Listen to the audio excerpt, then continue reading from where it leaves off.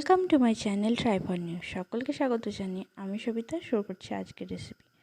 আজ আমি নিয়ে চলে এসেছি বেলের শরবতের রেসিপি। এই গরমে শরীর মন দুটোকেই ঠান্ডা করতে আমি দু রকমের বেলের শরবত আপনাদের বানিয়ে দেখাবো। প্রথমটা হচ্ছে গিয়ে দুধের বেলের শরবত। তার জন্য আমি এখানে একটা বেল নিয়ে নিয়েছি। বেলটার ভিতরের শাঁসটাকে আমি বের করে নেব। একটা চামচের সাহায্যে এইভাবে করে বের করে নেব।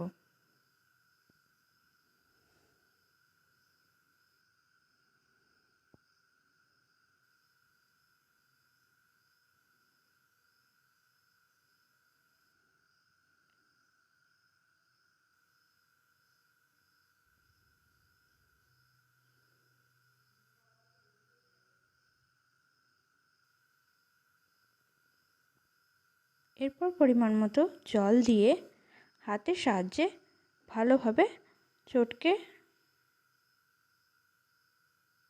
পাল্পটাকে বানিয়ে নেব। আর এর মধ্যে আছে বীজ এবং কিছু ওই লম্বা লম্বা সরু সরু বেলেরই অংশ। তো এগুলোকে হাতের সাহায্যে আমি চেপে চেপে নিয়ে বাদ দিয়ে দেব। যতটা সম্ভব বাদ দেওয়ার চেষ্টা করব। আর বাকি যেটুকু থাকবে যখন আমরা ছাঁকনিতে ছেঁকে নেব তখন বাকিটা ছাঁকনির মধ্যে পড়ে যাবে।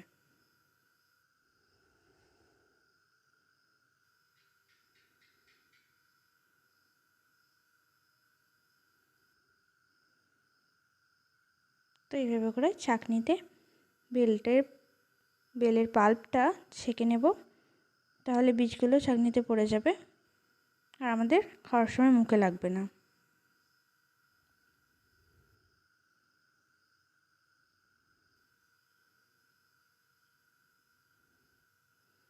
যে দেখুন পাল্পটা কি সুন্দর হয়েছে।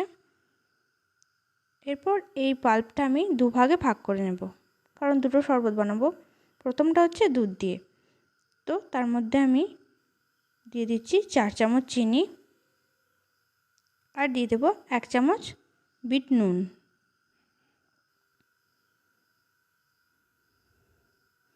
এরপর দিয়ে দিচ্ছি 1 কাপ দুধ আর ভালোভাবে মিশিয়ে নেব।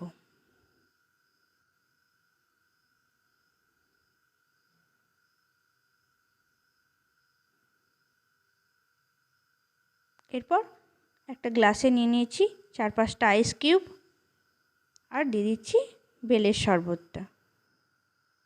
তাহলেই তৈরি হয়ে গেল আমাদের দুধের বেলের শরবত। এরপর আমি তৈরি করব জলের বেলের শরবত। তো তার জন্য আমি নিয়ে নিয়েছি গ্লাসের মধ্যে 4-5টা আইস কিউব। এরপরে যে বেলের পাল্পটা ছিল ওটা আমি 5 থেকে 6 চামচ দিয়ে দিলাম। এরপর দিয়ে দিচ্ছি 2 চামচ চিনি